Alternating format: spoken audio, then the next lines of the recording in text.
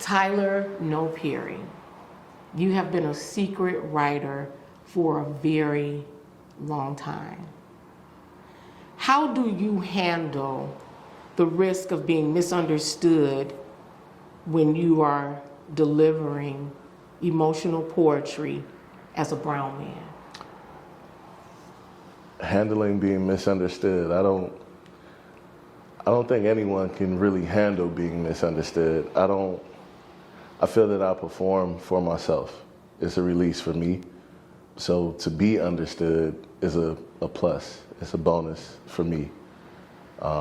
If someone still misunderstands the message that I bring, then maybe I'll catch them next time, but it's not really my main focus. I can appreciate that. As a writer, there's a freedom that comes with expressing yourself in full vulnerability. Yeah. Why were you a secret writer for so long? A lot of my pieces are straight from my heart. It's what I feel. It's the emotions that I go through. It's addressing those emotions, recognizing the initial emotions and the secondary emotions, and just being able to release it. But I also came from a family where it was kind of taboo to talk about depression or anxiety or not fitting in, or I was a chameleon all my life. So I was cool with the jocks, I was cool with the nerds, I was on the basketball team, cool with the football players, cool with the white kids, cool with the black kids. I was whatever I needed to be in order to survive. So I just kept it to myself. Let's get into that. Okay. What would you wish people understood more about depression and mental health awareness? That depression isn't a choice. One of my pieces, I said someone once told me, just tell yourself don't be depressed no more. Why didn't I think of that? It's not a choice. You don't wake up and say, I choose depression today. I choose to not be motivated today. I choose to be small today. You just feel it. And sometimes you're so deep in it that you're drowning and you can't do anything but feel it, to just be in it, to go through it.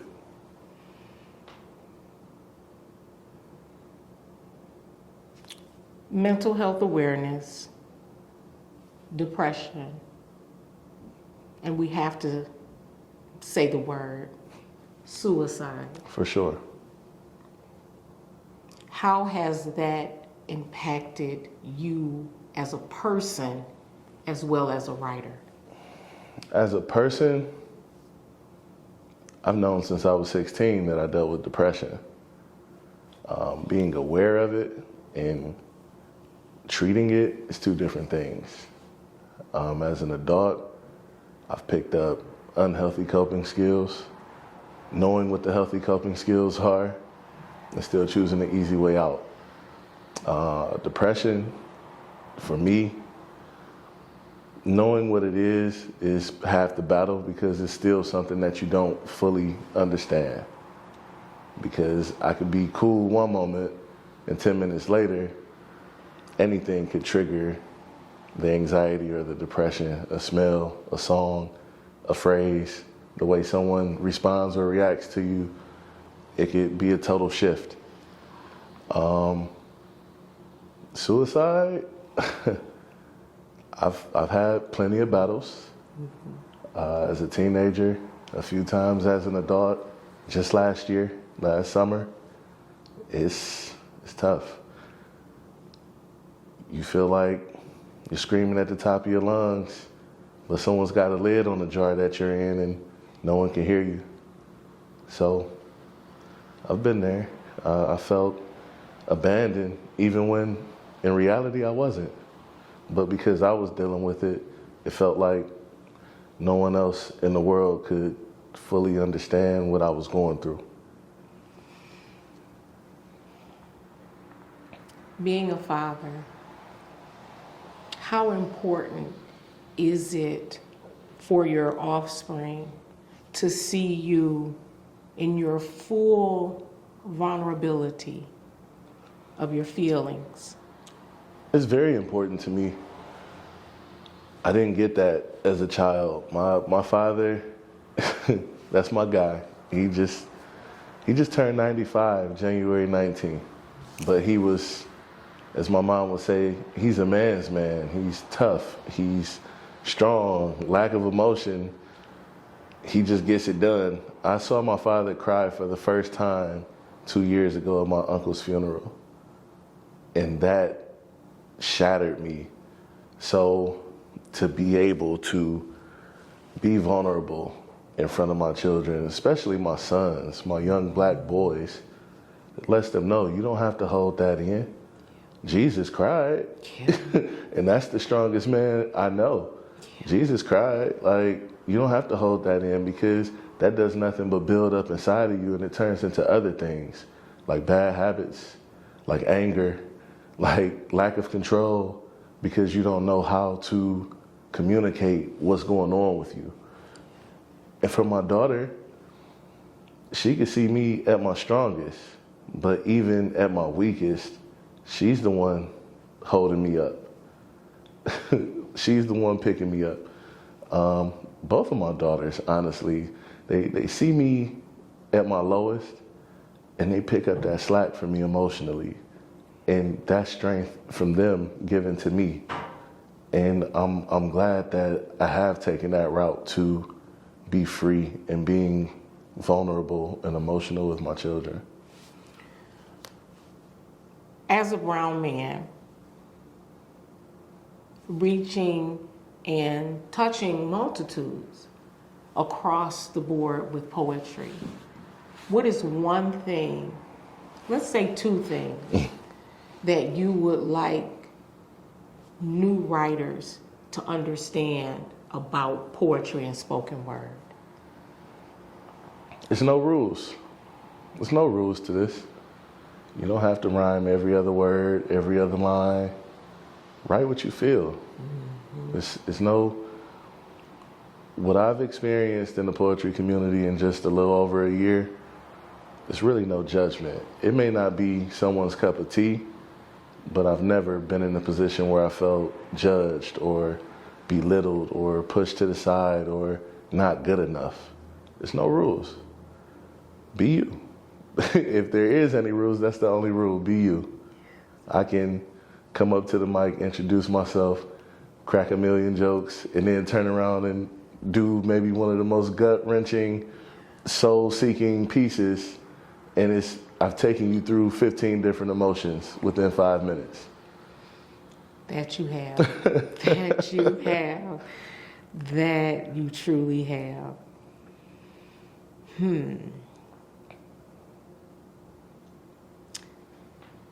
Let's go back. Okay.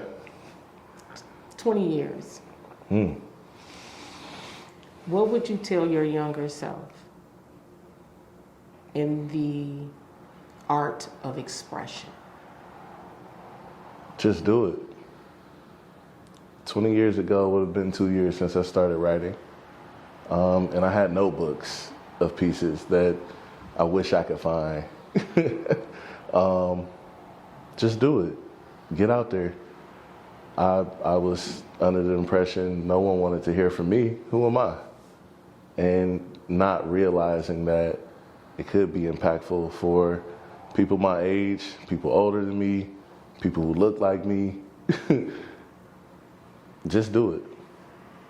I appreciate that. You have done work with the youth, mentoring, conversations, coaching. How important is that to you to have young men, young brown men, a safe space, a positive male figure in their life who is not afraid to be transparent with his feelings? It's rewarding, not just for myself, but for those young men who may not have a father at home, or may have a father at home, but he's a man's man.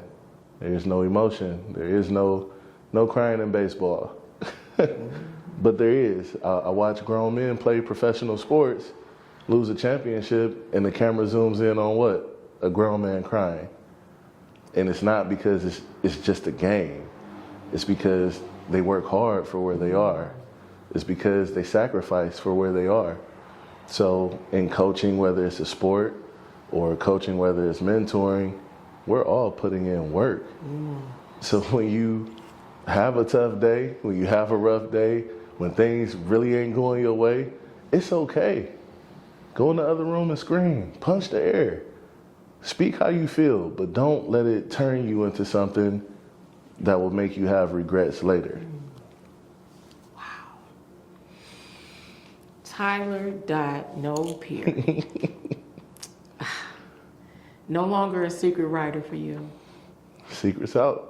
The secret is out. You have been Cleveland's best kept secret.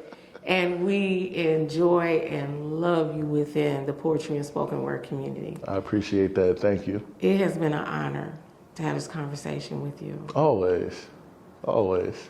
Thank you. Thank you. How was it? Can you get a performance? Off camera? I mean, can we get it on camera? I can do. You don't mind? I don't mind. Okay, good. I don't want to put you on the spot. Is it something that hasn't been shared yet? I shared this at Ghetto Therapy last month. Okay. Walter Patton asked me. Oh my goodness, I have. He He's asked me. a little mini force to be reckoned with. I tell you the truth. Reminds me of Ghostface Killer. Walter's my guy. Like Walter is amazing. he came to my job to speak to the boys. Yeah. And my first time meeting him, or at least I thought it was my first time. But he also met me at an event for Crosslands last summer. Really? And he's like, I remember you did this piece about your dad, Cause and Effect. And I was like, Oh yeah.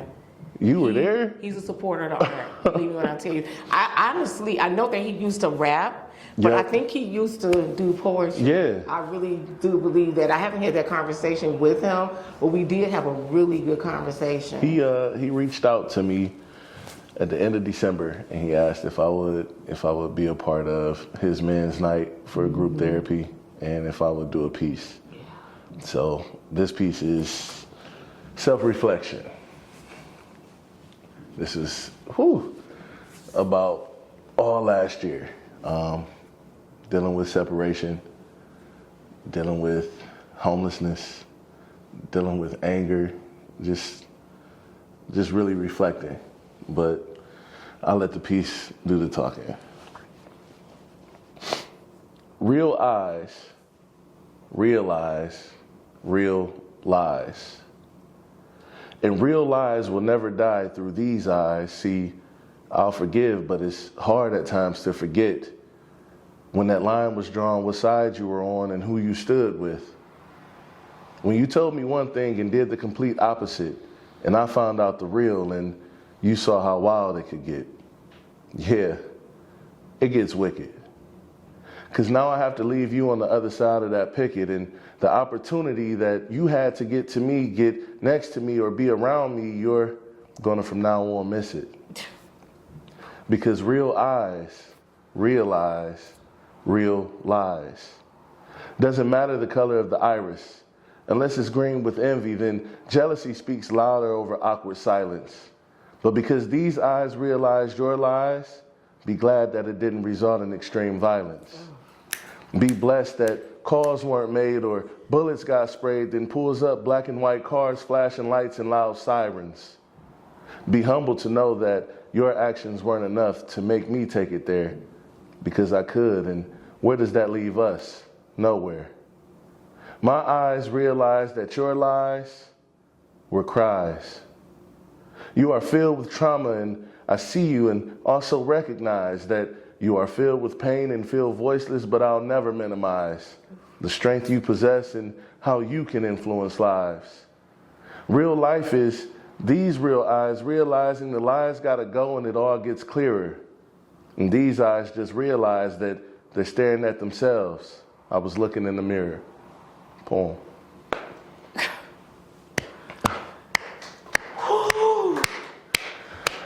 I wasn't ready.